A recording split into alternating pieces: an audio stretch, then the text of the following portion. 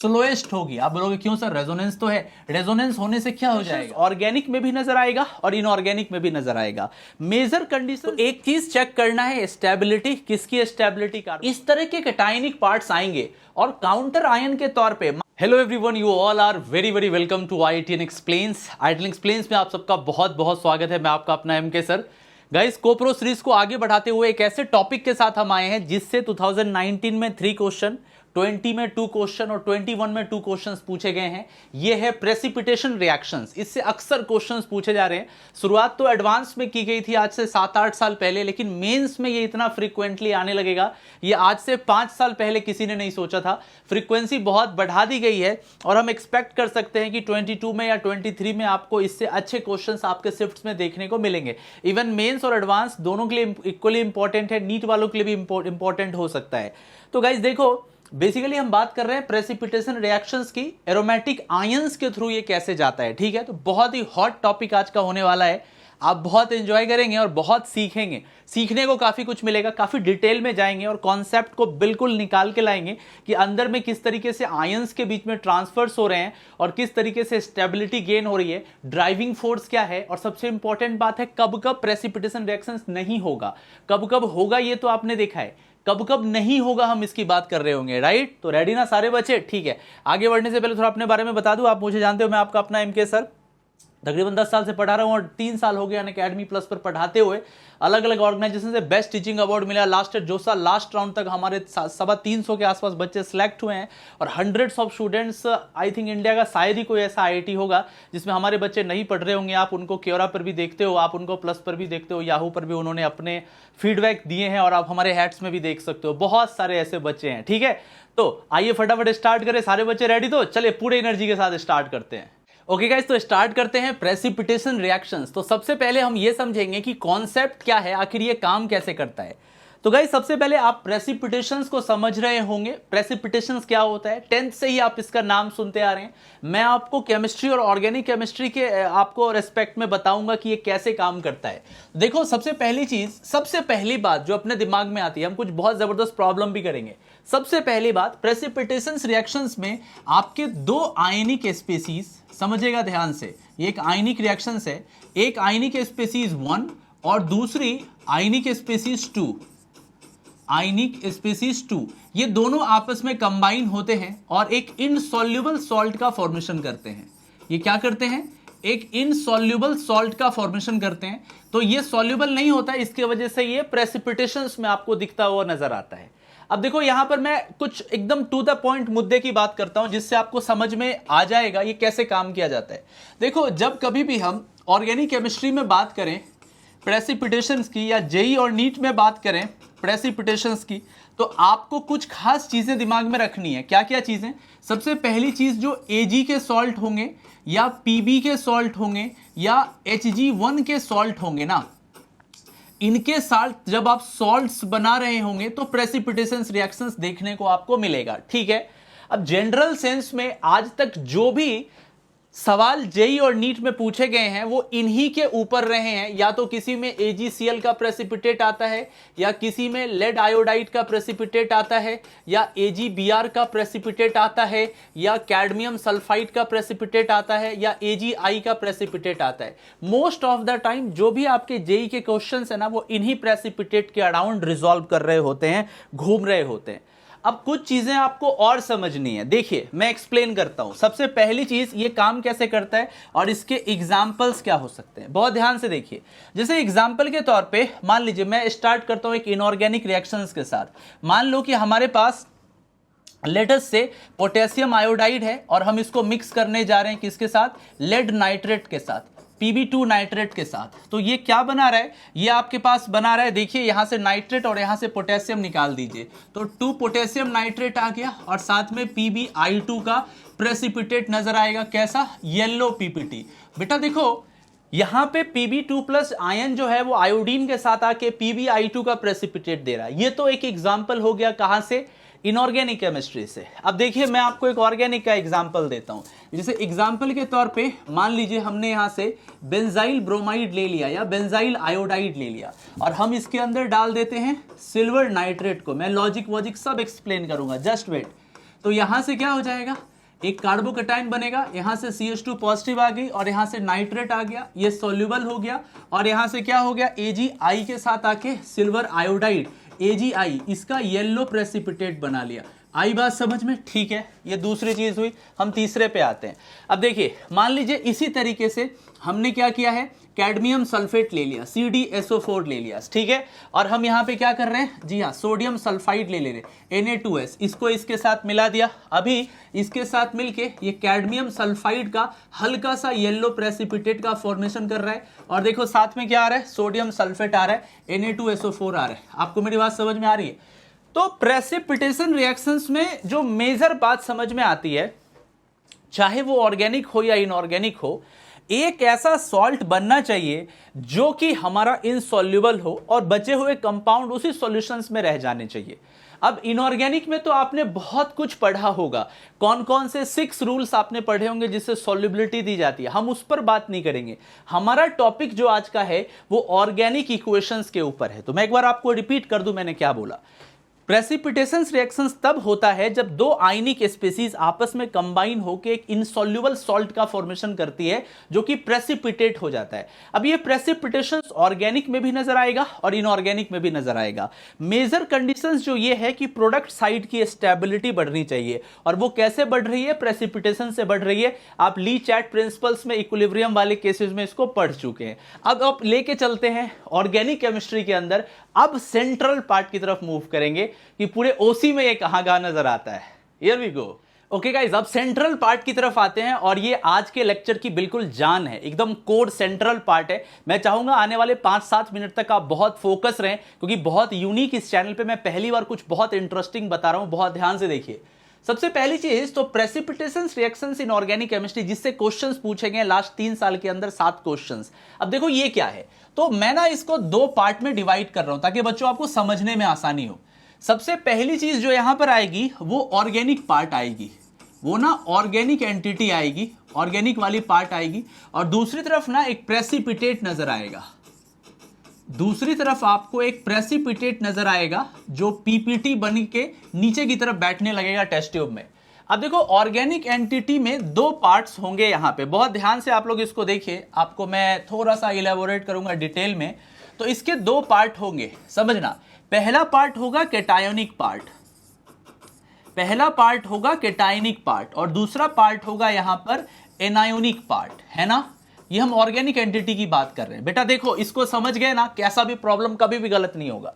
अब देखो cationic part में अगर मैं मोटा मोटी आपको बताऊं तो यहां पर क्वासी वाले पार्ट होंगे, क्वासी या नॉर्मल आप एरोमेटिक बोल सकते हैं, एरोमेटिक वाले पार्ट होंगे। जैसे एग्जांपल के तौर पे मान लीजिए ऐसा वाला पार्ट हो सकता है, या एग्जांपल के तौर पे देखिए ट्रोपाइलियम टाइप का पार्ट हो सकता है, या एग्जांपल के तौर पे इस तरह का पार्ट हो सकता है। इस तरह के पार्ट आपको नजर आ रहे होंगे, राइट। अच्छा, एनायनिक पार्ट में क्या होगा ना, यहां पे 3 चीजें ही आपको नजर आएंगी। कितनी चीजें? 3 चीजें। और वो 3 चीजें क्या क्या है?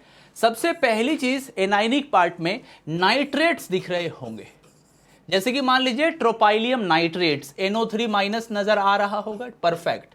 दूसरी चीज यहां पे गाइस दिख रही होगी एसीटेट, जैसे कि मान लीजिए ट्रोपाइलियम एसीटेट नजर आ रहा होगा, CH3COO-। तीसरी चीज दिख रही होगी परक्लोरेट, जैसे ट्रोपाइलियम परक्लोरेट। तीसरी चीज यहां पे दिख रही होगी परक्लोरेट, ClO4-। बेटा ये चीजें ऑर्गेनिक पार्ट को बनाएंगी। केटाइनिक पार्ट में कोई ऐसा एरोमेटिक आयन आना चाहिए पॉजिटिव चार्ज के साथ, और उसको काउंटर करने के लिए आपके पास इधर नाइट्रेट और एसीटेट या परक्लोरेट होना चाहिए। ग्रेट है। ये वाला पार्ट जो होगा ये सॉल्युबल पार्ट होगा, ये वाला पार्ट जो होगा ये सॉल्युबल पार्ट होगा। अब हम आते हैं नेक्स्ट पार्ट की तरफ, बहुत ध्यान से देखिए। ये वाला पार्ट हमारा इनसॉल्युबल पार्ट है, जो प्रेसिपिटेट बन रहा है ये हमारा इनसॉल्युबल पार्ट है। अब इनसॉल्युबल पार्ट में आपको पता होगा ये जनरली हमारे पास, या तो मैं बता रहा हूं कौन कौन से मेटल हैं जिनके क्लोराइड हो सकते हैं, ब्रोमाइड हो सकते हैं, आयोडाइड हो सकते हैं, या कई बार सल्फेट्स भी हो सकते हैं, सल्फेट्स हो सकते हैं। अब सवाल आता है कि आखिर कौन कौन से मेटल्स यहां पे आएंगे जिनके साथ प्रेसिपिटेशंस वाला केस आएगा। मैंने पिछली स्लाइड्स में भी बताया, फिर से बता रहे हैं, यहां पे 3 मेटल्स आना चाहिए, या तो Ag का, सबसे पहला, या दूसरा Pb का, या तीसरा Hg1 मर्क्यूरी का। समझ में आ रही है बात? जैसे एग्जाम्पल के तौर पे अगर मैं आपको समझाना चाहूं यहां कैसे कैसे प्रेसिपिटेट्स दिख सकते हैं, हो सकता है आपको AgCl का व्हाइट प्रेसिपिटेट दिख जाए, AgBr का हल्का पीला प्रेसिपिटेट दिख जाए, AgI का पूरा पीला प्रेसिपिटेट दिख जाए, या मान लीजिए आपके पास लेड आयोडाइड का पूरा पीला प्रेसिपिटेट दिख जाए, या मान लीजिए लेड ब्रोमाइड का हल्का व्हाइट प्रेसिपिटेट दिख जाए। तो जब कभी भी आपको किसी ऑर्गेनिक रिएक्शंस में इस तरह के कैटायनिक पार्ट्स आएंगे और काउंटर आयन के तौर पे मान लीजिए कि साइक्लोप्रोपिनाइल कार्बोकैटायन है और उसके साथ नाइट्रेट लगा हो या एसीटेट लगा हो या परक्लोरेट लगा हो, तो वो सॉल्युबल पार्ट बनाएगा। और दूसरी तरफ जो ये वाले सॉल्ट्स होंगे ये प्रेसिपिटेशन रिएक्शंस करा रहे होंगे। अब आपको लग रहा होगा यस ये तो हम समझ गए, अब ना तगड़े वाले 5-6 एग्जाम्पल्स दीजिए जिससे ये चीजें और भी क्लैरिटी आ जाए। और आपको पता है कि कंपटीशन एग्जाम्स में जब कभी एग्जाम्पल्स का यूज नहीं किया जाता है नेगेटिव मार्किंग होती है, तो मेक श्योर आप एग्जाम्पल से इन चीजों को समझे। अगली स्लाइड में मैं लोडेड टन ऑफ एग्जाम्पल्स दूंगा। आइए गाइस अब चलते हैं एग्जाम्पल्स ऑफ प्रेसिपिटेशन रिएक्शंस पे, फटाफट देखिए। सो एग्जाम्पल्स मैं कुछ बढ़िया वाले एग्जाम्पल्स देता हूं, इसमें से बहुत सारे ऐसे एग्जाम्पल्स हैं जो जेई में पूछे जा चुके हैं ऑलरेडी, तो बहुत रेलेवेंसी का ख्याल रखा गया है। सबसे पहले हम आते हैं, सबसे पहला देखो यहां से, ये देखो यहां से हमने यहां पे हमने Br लगा दिया है और यहां पर हम सिल्वर नाइट्रेट पुट करने जा रहे हैं। ठीक है, देखो क्या होगा। सबसे पहले AgBr के साथ मिलेगा, AgBr बनाएगा और देखो यहां पे क्या नजर आ रहा है, यहां पर पॉजिटिव है और इस जगह पे आपको नाइट्रेट दिख रहा है और साथ में किसका प्रेसिपिटेट आ रहा है, AgBr का हल्का पीला प्रेसिपिटेट आ रहा है, हल्का येलो प्रेसिपिटेट आपको दिख रहा है। ठीक है, कैसे पता लगा ये रिएक्शन होगा या नहीं होगा? मैंने बोला एक स्टेबल कार्बोकैटायन बनना चाहिए, एक एरोमेटिक कार्बोकैटायन है, और मैंने बोला एनायन के तौर पे नाइट्रेट होना चाहिए, देखिए है। मैंने बोला Ag का Br होना चाहिए, पिछली स्लाइड में है, रिएक्शन फॉरवर्ड चली गई। देखे कितना इंटरेस्टिंग है। अभी रुको 2 नंबर पे आओ, अब आप लोग मुझे बताना। ठीक है, देखो यहां से मैंने लिया और यहां से मैं Cl लगा रहा हूं, और अगर मान लो यहां से मैं AgNO3 ले रहा हूं, और अब मुझे बताओ क्या ये रिएक्शन फॉरवर्ड जाएगी? आओ अभी चेक करते हैं, पहले बना के आपको दिखाते हैं, फिर आप लोग सोचो क्या ये फॉरवर्ड जाएगी या नहीं जाएगी। यहां से पॉजिटिव ले लिया, यहां से नेगेटिव ले लिया और यहां से AgCl का व्हाइट प्रेसिपिटेट। बताओ ये रिएक्शन फॉरवर्ड जाएगी या फॉरवर्ड नहीं जाएगी? सोचो, जरा सा सोचो, अपने आप सोचो और फिर मैच करो। आंसर है नहीं, ये फॉरवर्ड नहीं जाएगी। क्यों फॉरवर्ड नहीं जाएगी? बिकॉज जब आप Cl को हटा के AgCl लाओगे तो ये 4 पाई इलेक्ट्रॉन स्पीसीज है और ये क्या हो जाएगी, एंटी एरोमेटिक हो जाएगी। और because of anti aromatic nature ये कार्बोकैटायन फॉर्म ही नहीं होगा, और अगर ये Cl निकलेगा ही नहीं तो Ag के पास जाएगा ही नहीं, और Ag के पास जाएगा नहीं तो AgCl का प्रेसिपिटेट बनेगा नहीं, इसीलिए ये रिएक्शंस काम नहीं करेगी। समझ में आई बात? आपको क्लियर हो रहा है? ठीक है, परफेक्ट। अब आइए थर्ड एग्जाम्पल पे। अब देख लीजिए, हम बहुत सारे एग्जाम्पल्स लेने जा रहे हैं। अब मान लीजिए कि यहां से हमने ले लिया है, क्या ले लिया, जी हाँ, यहां से लेटेस्ट से यहां पे Br लगा देते हैं और इसका रिएक्शन करा देते हैं किसके साथ, लेड नाइट्रेट के साथ। ठीक है, अब देखो लेड 2 नाइट्रेट के साथ रिएक्शंस कराएंगे। सबसे पहले सोचो क्या Br को निकाल सकते हैं? आंसर बताओ, क्या Br निकल सकता है? सोचो, अगर आपका आंसर है यस तो बिल्कुल सही आंसर है। देखो कैसे, अगर मैं यहां से इसको निकालता हूं तो यहां पॉजिटिव चार्ज आएगा पॉजिटिव चार्ज। पॉजिटिव चार्ज होने की वजह से 6 पाई इलेक्ट्रॉन एरोमेटिक हो गया। अब देखो काउंटर आयन के तौर पे क्या आ रहा होगा, नाइट्रेट यहां से आ रहा होगा। ठीक है, तो यहां से लगा दीजिए नाइट्रेट, बैलेंस हो गया। अब लेड को क्या मिल जाएगा, Br मिल जाएगा, तो यहां से क्या हो गया, PbBr2। PbBr2 का व्हाइट प्रेसिपिटेट आपको नजर आ गया है ना, हल्का व्हाइट पीला नजर आता है, गंदला सा है।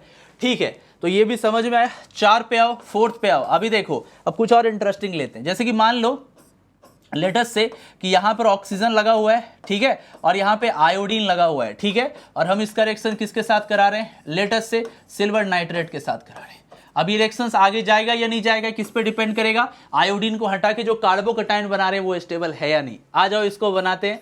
सो देखो ये कुछ ऐसा नजर आ रहा है, यहां से देखो, यहां से पॉजिटिव आया। अब देखो ऑक्सीजन के लोन पेयर को रेजोनेंस में काम में लगाओ। जब ये रेजो में काम में लगेगा तो ये कुछ ऐसा नजर आएगा। देखो यहां से डबल आएगा, यहां से डबल, यहां से पॉजिटिव। आई बात समझ में? बैलेंसिंग आयन के तौर पे नाइट्रेट आ गया, ठीक है, और प्रेसिपिटेट के तौर पे AgI का डार्क येलो प्रेसिपिटेट नजर आ गया।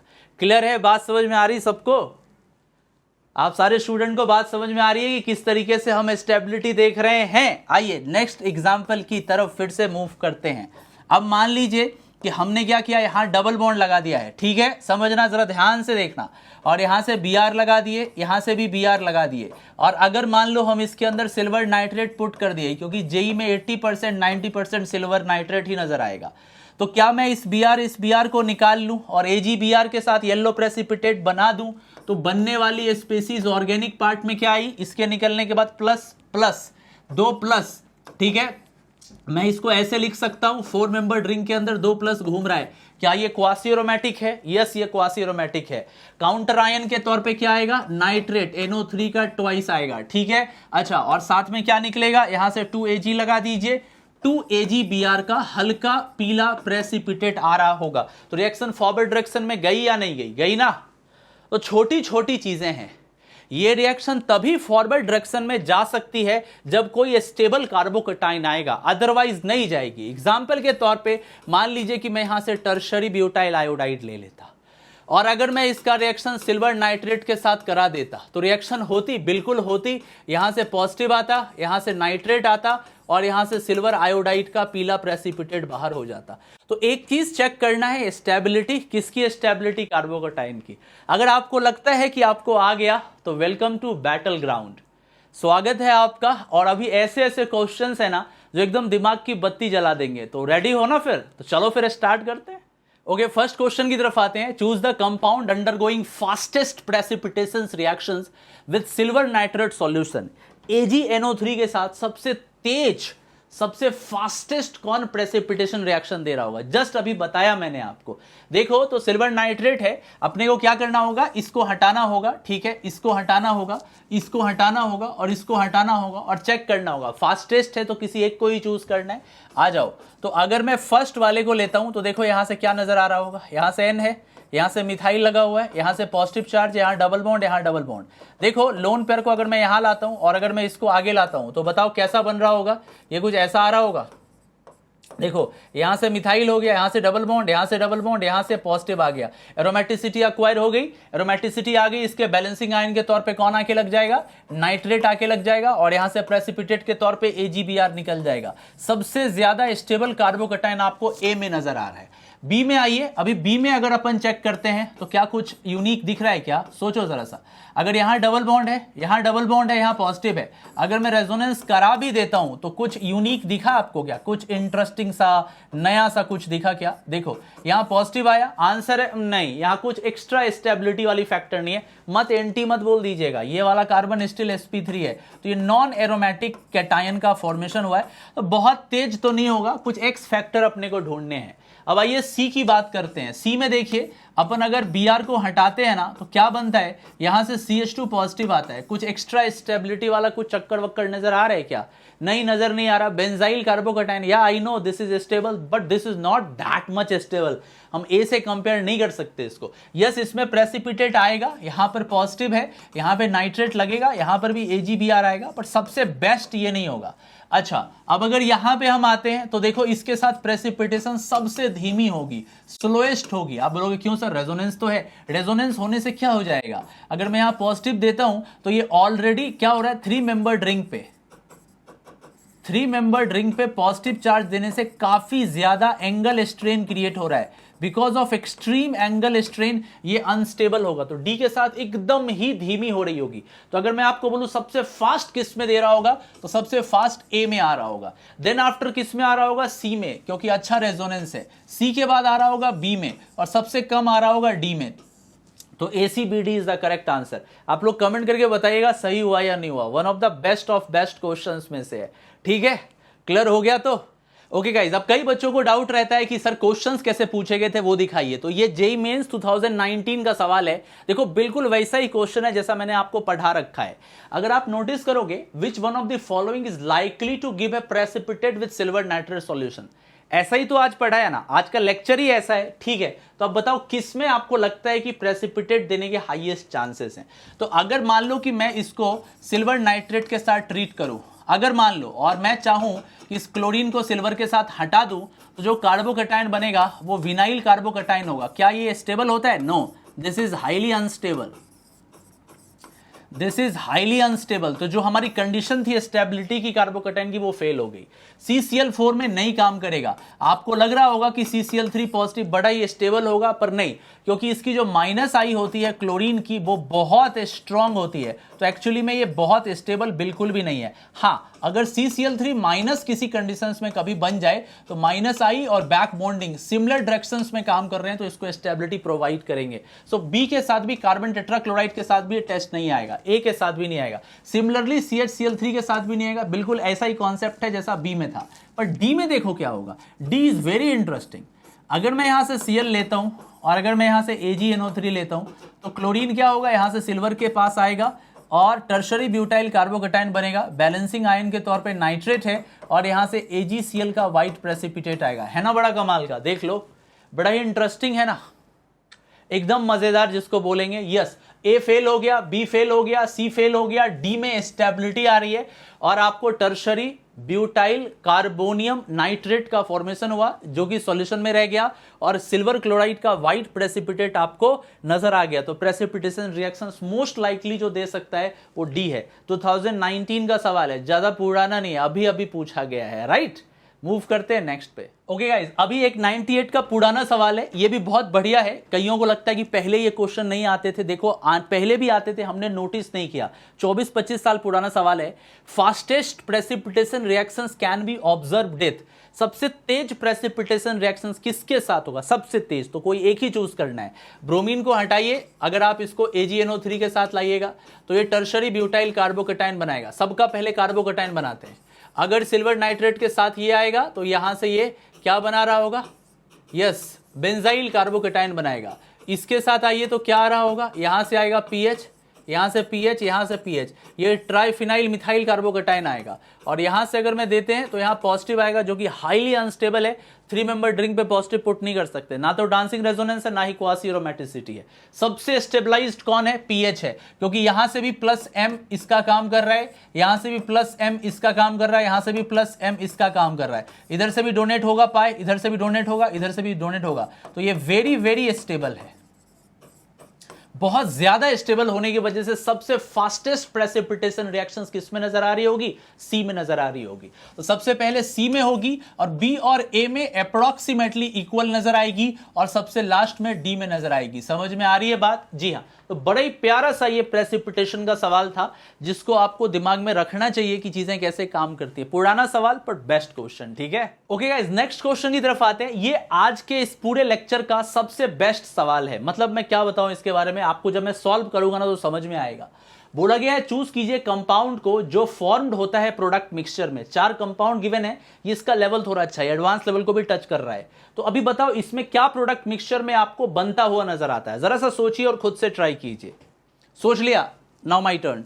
सबसे पहले तो सिल्वर नाइट्रेट के साथ हम इसको ट्रीट कराएंगे। आपको क्लियर दिख रहा होगा कि Ag पॉजिटिव के साथ ये Br बड़ी आसानी से आ जाएगा। और जो A बना रहा होगा तो यहां से देखो AgBr एक निकल चुका है, तो एक प्रोडक्ट मिक्सचर में AgBr अवेलेबल है। नोट कीजिएगा, 4 ऑलरेडी करेक्ट हो गया।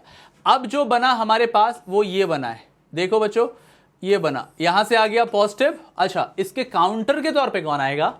यस, काउंटर के तौर पे NO3 माइनस आ रहा होगा, राइट। यहां तक ठीक है, लग रहा होगा आंसर आ गया, नहीं आंसर आया। अभी बोला गया है कि इसको हीट कीजिए। अब देखिए ये कार्बोकैटायन है, राइट। अब जब इसको हीट करेंगे तो ऑब्वियस सी बात है कार्बोकैटायन बहुत तेजी के साथ एलिमिनेट हो जाएगा, क्योंकि 3 डिग्री हाईली ब्रांच एल्कीन बन सकता है।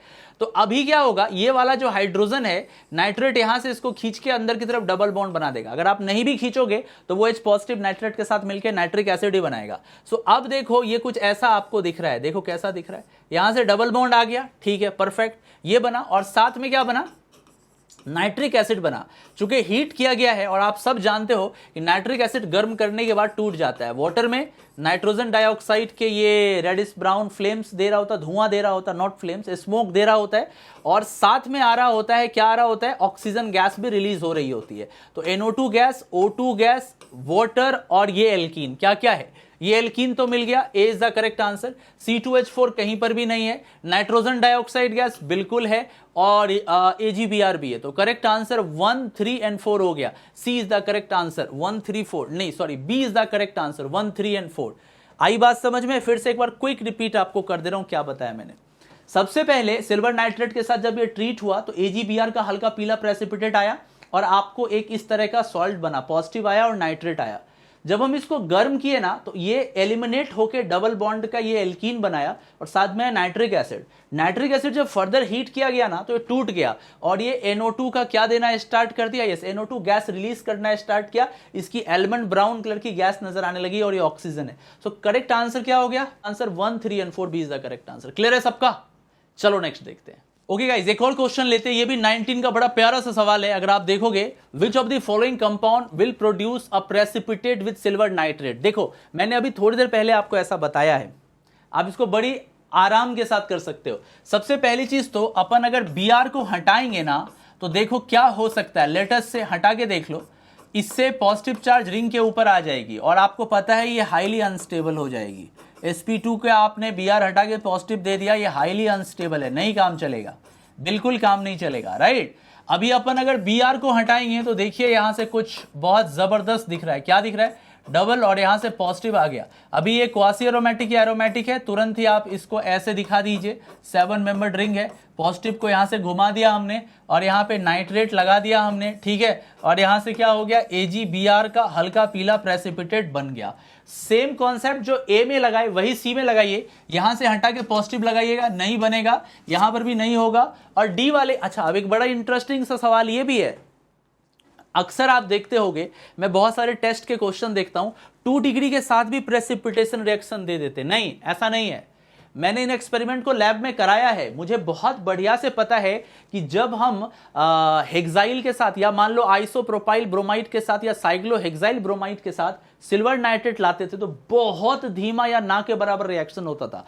अनलेस अंटिल 3 डिग्री ना हो तब तक रिएक्शंस नहीं होती है। तो ये वाला जो D है ना बिल्कुल सही नहीं है, इसके साथ भी प्रेसिपिटेशंस आप नहीं दिखा सकते क्योंकि बहुत स्टेबलाइज नहीं है। तो करेक्ट आंसर जो हो गया वो B हो गया। क्लियर है सबका? सारे बच्चों का क्लियर है? ओके, आगे बढ़ने से पहले एक बहुत बड़ी जानकारी आपके लिए है। जैसा कि आपको पता है कि हमारे बैचेस आ रहे हैं, 20 मई को हमारा इवॉल्व बैच लॉन्च होने वाला है। This is going to be hit batch because यहाँ पे इंडिया के बेस्ट लीडिंग एजुकेटर्स पढ़ा रहे हैं और आपको जरूरत ही क्या, मैं आपका वन एंड ओनली गुरु जी। यहाँ पे मैं कंप्लीट क्लास 12th आपको कवर करा दूंगा with IIT JEE mains and advance syllabus, all chapters. Start हमने ग्रिग्नार्ड रीएजेंट से किया है।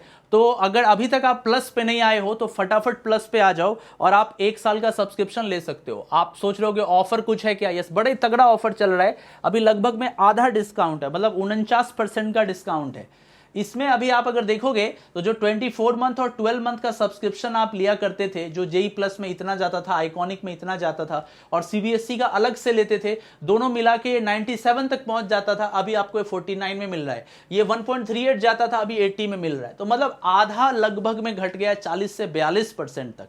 इतना जबरदस्त डिस्काउंट चल रहा है। तो अगर अभी तक आपने प्लस का सब्सक्रिप्शन नहीं लिया है तो इस बैच में आइए और फटाफट प्लस लीजिए, क्योंकि आपको पता है कि ऑर्गेनाइज कोर्स करेंगे, physics, chemistry, math, doubt discussions, DPPs, PYQ sheets, तो अलग ही लेवल का कॉन्फिडेंस आता है। तो मेक श्योर आप लोग प्लस पे जरूर आइए। इसके अलावा एक बहुत बड़ी जानकारी, आप में से बहुत सारे बच्चों का प्लस का सब्सक्रिप्शन जो है 45 डेज वाला खत्म होने वाला होगा और आपको अभी क्या करना होगा, रिन्यू करना होगा। और बहुत सारे बच्चे बोल रहे सर रिन्यू कैसे करेंगे, फिर से तो काफी पैसे लगने वाले हैं। तो एक बहुत बढ़िया आइडिया आपको देता हूं, 29 मई को 29 मई को 11 बजे चलने वाला है कॉम्बैट। इस कॉम्बैट को डिजाइन किया है मैंने और मेरे साथ 4 और टीचर हैं। टोटल 5 टीचर्स की टीम है और सारे के सारे इंडिया के बेस्ट एजुकेटर्स हैं। यहां पर आपको कंप्लीट 2022, 23 और 24, अगर आप देखिएगा टारगेट 2022, टारगेट 23 और टारगेट 24, इन सब के बारे में टेस्ट चल रहा होगा। मेक श्योर आप लोग इस टेस्ट को दीजिए। ये आप इसलिए ना दीजिए क्योंकि इसमें सिर्फ स्कॉलरशिप है, बल्कि इसलिए भी दीजिए आप प्रिपरेशन को चेक करें। अगर आप प्लस पे हैं तो भी इस टेस्ट को दीजिए, प्लस पे नहीं है तो भी इस टेस्ट को दीजिए। इसको बहुत अच्छी तरीके से रिसर्च करके बनाया जाता है, रेलेवेंसी का ख्याल रखा जाता है, मैपिंग अच्छे से की जाती है, राइट। तो देखो यहाँ पर आप एक्साइटिंग रिवॉर्ड्स भी जीत सकते हैं। 22, 23, 24 के लिए अलग अलग टेस्ट हैं, real time all India rank है और क्वेश्चंस इसको टॉप एजुकेटर्स बनाते हैं। बोर्ड्स ओवर हो चुके हैं, मेक श्योर आप आइए और जब भी आइए नई IID से आइए ताकि चांसेस बढ़े आपके। और इनरोल करने टाइम कोड यूज कर सकते हैं IIT एक्सप्लेन, जो हमारा चैनल नेम है, ठीक है। अच्छा, एक इंपॉर्टेंट बात, बच्चे बोलते हैं सर प्रीवियस ईयर क्वेश्चन का कोई टेस्ट फ्री में होता है क्या? ऐसा फ्री में ही है, ये जो मैंने बताया इस फ्री है, इसमें कोई पैसे नहीं लगते, इसमें भी कोई पैसे नहीं लगते, ये भी पूरी तरीके से फ्री है। यहां पर भी आप आ सकते हो और प्रीवियस ईयर क्वेश्चंस आप का टेस्ट दे सकते हैं। मतलब एक होता है ना बने बनाए PYQs मिल जाएं, तो यहाँ पे बने बनाए PYQs हैं, सब्जेक्ट वाइज मॉक टेस्ट है प्रीवियस ईयर क्वेश्चंस का। तो ये जो है ना मंडे टू सैटरडे, आज जब आप वीडियो देख रहे होंगे जिस दिन, उस दिन भी आपको ये मिल जाएगा 8 बजे शाम में, 8 PM इवनिंग पे। तो आप इसको भी दे सकते हैं। अगर आप टेस्ट दें, आपसे कोड बोला जाए तो आप आइडल एक्सप्लेन्स पुट कीजिएगा, अनलॉक हो जाएगा। सब्सक्रिप्शन से रिलेटेड कोई भी जानकारी चाहिए, इस नंबर पे कॉल करके आप पूछ सकते हैं कि सब्सक्रिप्शन कैसे लिया जाता है, वो आपको मदद कर देंगे। और एक बहुत बड़ी बात, अगर आप 2022 के एस्पिरेंट्स हैं तो लीजेंडरी कोर्स आपके पास आने वाला है, आ चुका है एक्चुअली, लक्ष्य और ब्रेनांजा। ये मंडे वेंसडे फ्राइडे, फिर से बोलूंगा, मंडे वेंसडे फ्राइडे को 7 PM पे चलता है अनअकैडमी प्लस पे। तो अगर आप आना चाहते हैं तो जरूर आइए, बेस्ट ऑफ बेस्ट चीजें दिखती है आपको। तो क्या क्या मैंने बताया, आप कॉम्बेट दे सकते हैं, फ्री है ये, जरूर 29 को दीजिए, ठीक है, 11 बजे सुबह में। और आप प्रीवियस ईयर वाला आप लोग जरूर चेक कीजिए, ये भी पूरी तरीके से फ्री है। और बहुत सारे कोर्सेज है और जबरदस्त ऑफर भी चल रहा है, तो आप लोग जरूर चेकआउट कीजिए इसको। समझ रहे हो मेरी बात? बिल्कुल चेक करो। और जब भी प्लस लो, कोड यूज करना है क्या? IIT एक्सप्लेन्स आपको कोड यूज करना है, ठीक है। हमारा रेफरल कोड जो है वो IIT एक्सप्लेन्स है, यहां मैंने दिखा रखा है। किसी भी तरह का सब्सक्रिप्शन लीजिए, कोड सेम है। तो मुलाकात आपसे होती है। और थोड़ा सा रीच बढ़ाओ यार, शेयर वेयर किया करो। शेयर वेयर नहीं करते हो तुम लोग, शेयर करो ताकि हर दूसरे दिन वीडियो तो आ जाए, नहीं तो क्या फायदा, देखते तो पता चलता है 2000 3000 बच्चे, कम से कम 10,000 15,000 तो जाना चाहिए। समझ रहे हो? तो थोड़ा सा शेयर करो, थोड़ा सा वीडियो को आगे मूव करो ताकि फ्रीक्वेंसी को बढ़ा सके, ठीक है। तो मुलाकात आपसे फिर होगी, बहुत जल्दी होगी ना, ठीक है, जल्दी मिलते हैं आपसे। तब तक अपना ख्याल रखिए।